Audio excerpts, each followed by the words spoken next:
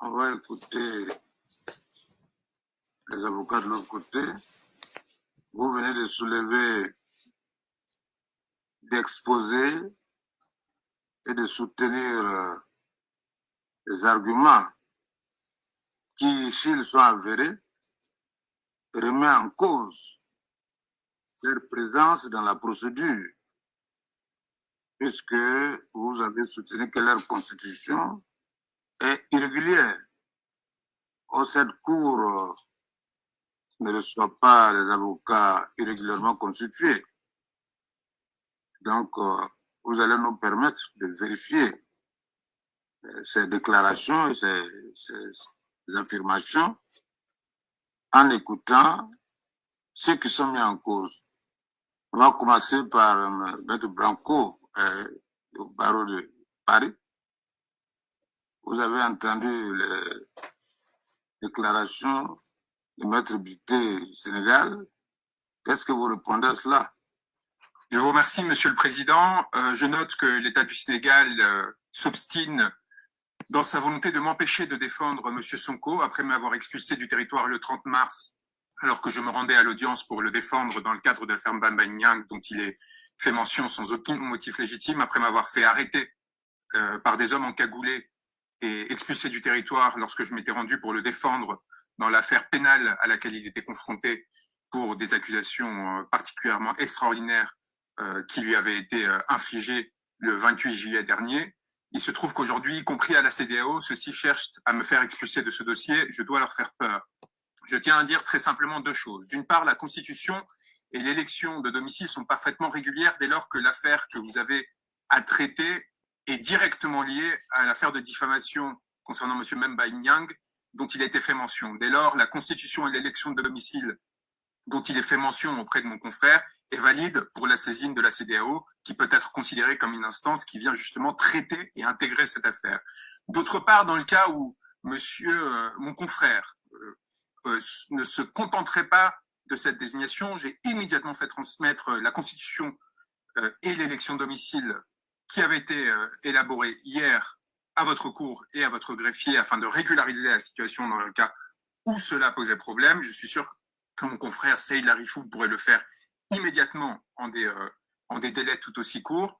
Je tiens à rappeler qu'on est dans une circonstance où l'on voit plaider des agents judiciaires de l'État sans robe, où l'on a vu tout à l'heure plaider quelqu'un qui n'était pas avocat. Il me semblerait grossier et inacceptable que l'on exclue des avocats qui sont parfaitement titres et mandats pour intervenir au prétexte de motifs procéduraux qui sont inventés à la dernière minute. Et nous reviendrons, j'imagine, sur la question des pannes d'électricité et du manque de générateurs qui semblent habiter l'État du Sénégal aujourd'hui. Alors, Maître, la Cour vous remercie pour une plaidoirie, mais la Cour voudrait attirer votre attention, votre aimable attention, bien sûr, sur ce que vous dites et qui, à un certain moment, peut être interprété comme une injure à la Cour. Lorsque vous soutenez que vous êtes surpris de voir des gens plaider sans robe, que voulez-vous dire par là? C'est absolument un avocat, il s'agit du représentant d'un État. Et regardez bien les protocoles. Les États sont représentés par un agent qui peut se faire assister par un ou des avocats. Montrez-moi les chapitres ou l'alinéa qui interdit que les représentants des États, alors que c'est eux qui sont en charge du dossier, ne peuvent que se faire assister d'un avocat ou des avocats, ou il leur est interdit de parler dans la cour. Je suis tout à fait d'accord avec vous, Monsieur le Président. Ah non, vous n'êtes pas d'accord avec moi, cette situation. Je suis tout à fait d'accord, je tenais simplement à indiquer non, que première précision. Dans ces circonstances. Première précision. Oui. Deuxième précision. Alors, je ne sais pas si vous connaissez un peu la nomenclature des juridictions. Comment pouvez-vous vous soutenir devant une cour communautaire, celle de la CEDEAO, une cour de défense des droits de l'homme qui se préoccupe de la protection des gens? Que le fait d'être constitué dans une procédure devant une juridiction répressive sénégalaise était valable comme constitution devant la Cour de justice de la CEDEAO. Là aussi, je suis comme vous juriste et je m'interroge sur vos propos. Alors, il faut éviter le sensationnel et il faut éviter la victimisation. Quand vous êtes devant une cour, plaidez en droit, c'est mieux. Ceci étant, la Cour revient vers vous pour vous demander est-ce que, oui ou non, vous avez écrit au bâtonnier de l'ordre des avocats de Dakar pour lui dire vos intentions de vous constituer dans cette procédure.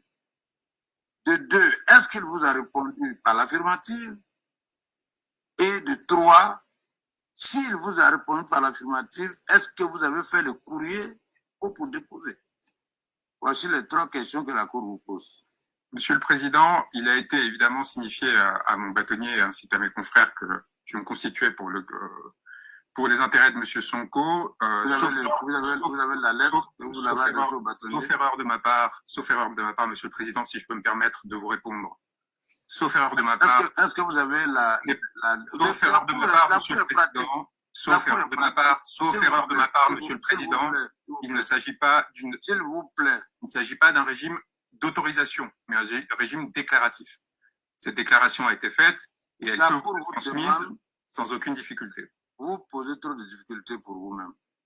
La Cour est pratique. La Cour demande, est-ce que vous avez le courrier que vous avez adressé au bâtonnier? Et bien sûr, le courrier est à votre disposition et il peut vous être transmis si vous souhaitez suspendre l'audience dans l'immédiat. Et qu'est-ce que le bâtonnier a répondu? Il s'agit d'un régime déclaratif et non d'un régime d'autorisation, Monsieur le Président.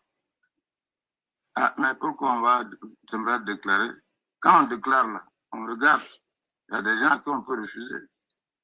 Ça se fait. Le bâtonnier.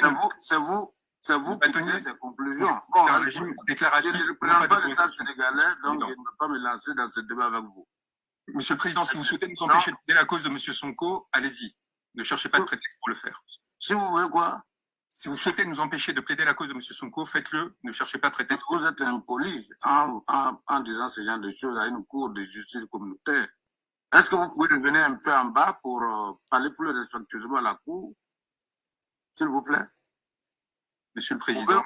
Pouvez-vous revenir un peu en arrière pour parler respectueusement à la cour? Monsieur le Président, si vous voyez ce que j'ai dit tout à l'heure, si vous souhaitez m'empêcher de défendre la cause de M. Sonko, ne cherchez pas prétexte. Parlez du droit. Si vous cherchez prétexte pour m'empêcher de défendre M. Sonko, ne cherchez pas prétexte. Vous êtes vraiment impoli. Je suis parfaitement respectueux de la cour. Je suis parfaitement respectueux de la cour, monsieur le Président. Je souhaite plaider la cause de mon client et je souhaite plaider la cause de mon client. Très bien. Bien, le deuxième avocat, s'il vous plaît. Monsieur le Président, oui, alors on a remis en cause votre constitution. Oui, j'ai entendu.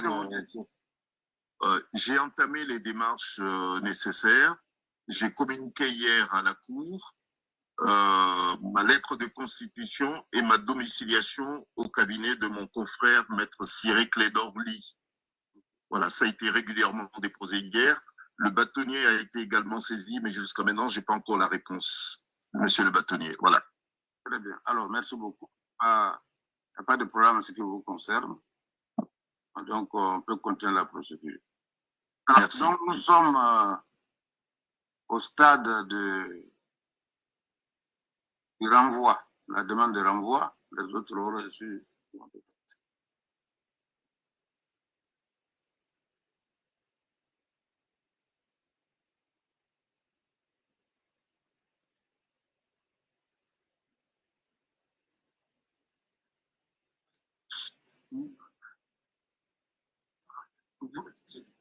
Votre honneur, je souhaiterais m'exprimer sur la demande de renvoi.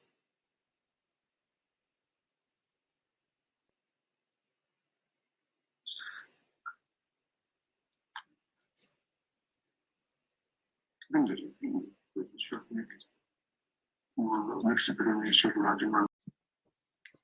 C'est vous qui voulez prendre la parole là? C'est vous?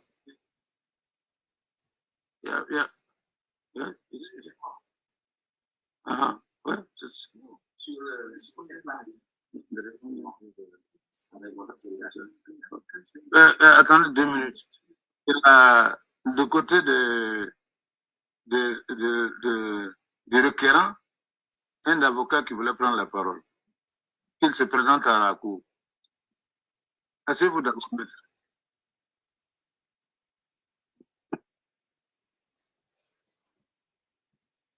Je me présente, Vous vous présenter à la cour. Je me présente, c'est M. Théodore, avocat du barreau de Dakar, avocat de Ousmane Sonko.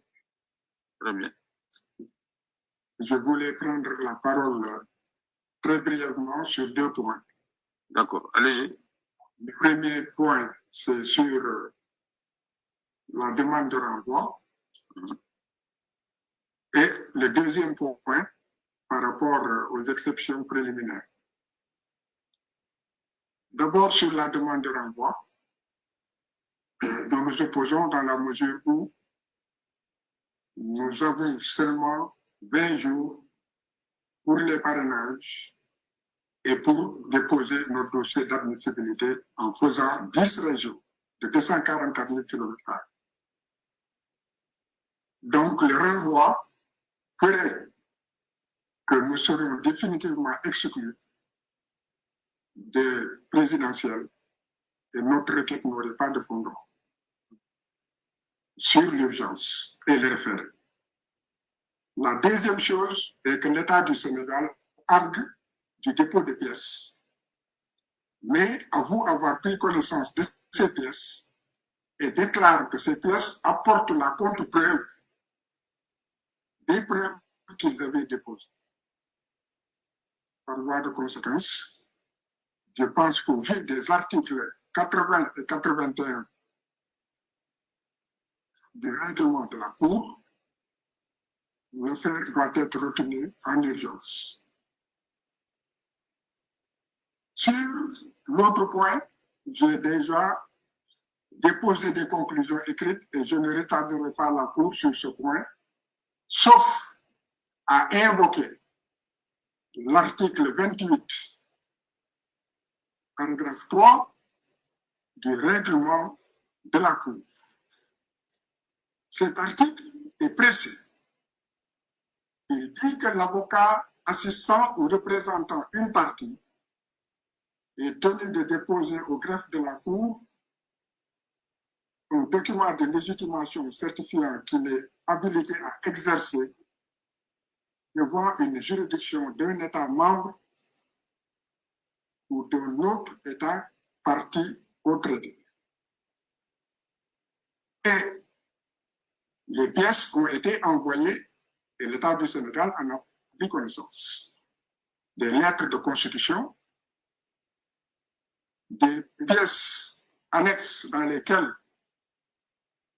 les 2 confrères ont été habilités déjà par l'État du Sénégal à plaider dans cette affaire qui oppose Ousmane Sonko à l'État du Sénégal.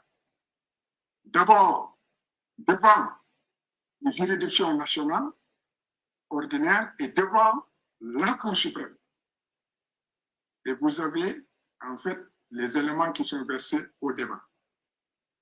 Donc, une personne qui a été habilitée à exercer dans un pays, État membre de la communauté, même si l'avocat est étranger, sa constitution devant la Cour de justice de la CEDEAO est recevable dès lors qu'il défend une personne alléguant de violation de ses droits de l'homme faisant partie de l'État membre de la communauté.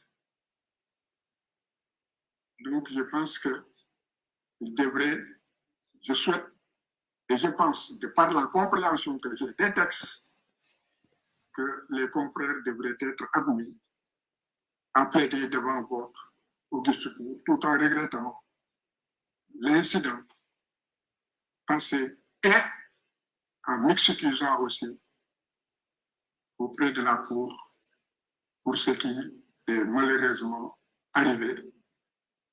Je vous remercie. Merci, Maître Clédor Ly Chiré. Très brièvement. Je tenais juste à apporter à connaissance de l'honorable cour que les parrainages au Sénégal se dérouleront jusqu'au 11 décembre, si je ne m'abuse. Également, honorable président, nous estimons que jusqu'à hier, cette affaire était en état pour nous d'être plaidée ce matin. Nous avons demandé le renvoi, ça je l'ai omis. Oui, c'était parce que dans notre entendement, il nous était peut-être possible de voter dans la nuit du dimanche au lundi pour être présents ici. Mais nous avons demandé la date du 8 pour que nos adversaires aussi puissent être présents ici. Parce que, d'une façon ou d'une autre, peut-être en nous éloignant du Sénégal devant une juridiction communautaire, peut-être que de loin, les Sénégalais nous entendront. Il y a derrière chaque avocat une envie féroce de gagner un dossier, mais je pense qu'il arrive un moment, une heure grave, où il y a une confusion de rôle qui fait que on ne se sent plus tellement porté par l'intention de gagner un procès, mais par l'intention d'arriver à une décision, une bonne décision, acceptée, acceptable. Il y a eu des morts au Sénégal.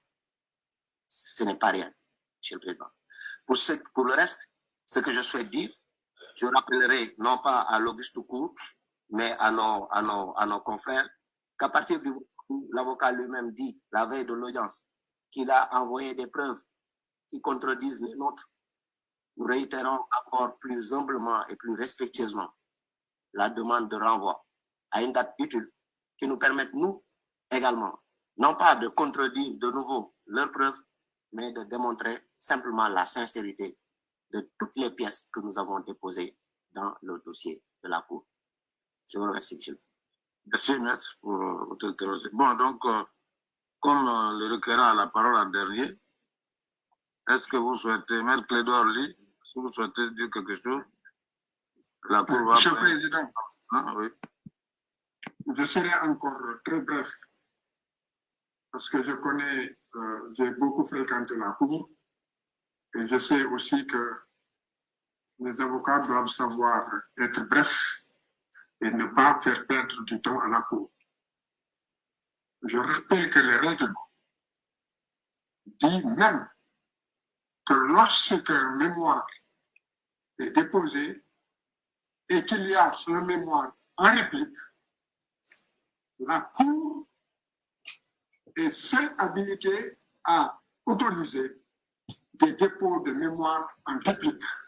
Simplement parce que les parties ont dit tout ce qu'ils ont dit sur les mémoires précédentes.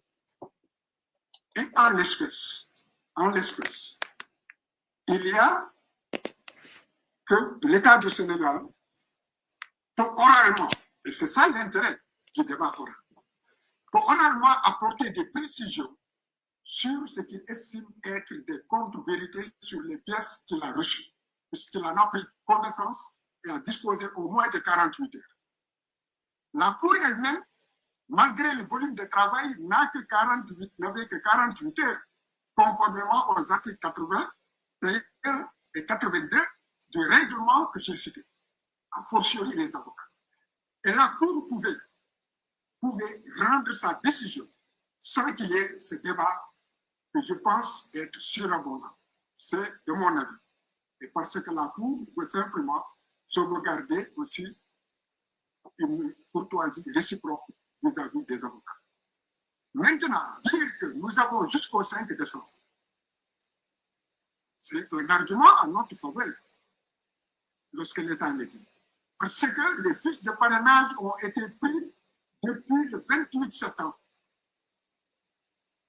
Et les partis sont sur le terrain en train de collecter les parrainages sur 10 régions dans des conditions prévues par les textes que nous avons prévus. Et en réalité, Nous n'avons pas jusqu'au 10 septembre, jusqu'au 5 décembre. Nous avons juste 18 jours. 18 jours, faute de quoi tout est compromis. Donc l'urgence fait que nous vous demandons de rejeter la demande de renvoi et de retenir l'affaire, étant entendu qu'elle ne préjudicie pas au principal ni au fond. Je vous remercie. Bien, merci maître. Donc, la Cour a entendu les deux parties. La Cour fait observer que effectivement il y a le débat entre les parties, mais il y a aussi le fait que le panel est composé de différentes langues. Il y avait la langue anglaise, le français et puis le portugais. Spécialement, eux, ils ont reçu les documents ce matin, les documents qui ont été produits par les requérants. Et ce n'est pas des petits documents. Ces documents n'ont pas encore été traduits en portugais pour le juge portugais qui est dans le panel. Alors, vous savez, la transparence de la justice et puis sa sincérité suppose que le juge sache de quoi il parle et comprenne ce qu'il lit. Voilà, donc, la Cour, et à toutes raisons, la Cour va également vérifier certaines. Donc, il y a un jugement avant du droit qui sera rendu, ici, notamment sur la constitution de M. Branco. La Cour va examiner les pièces qu'il a produites de sa constitution pour voir la régularité de sa constitution. Pour ces raisons, la Cour met l'affaire en délibéré au 6 novembre pour rendre ce jugement avant le droit. 6 novembre. Et là, on va voir ce qu'il faut faire. Donc, l'affaire est en délibéré au 6 novembre pour le jugement avant le droit. Oui.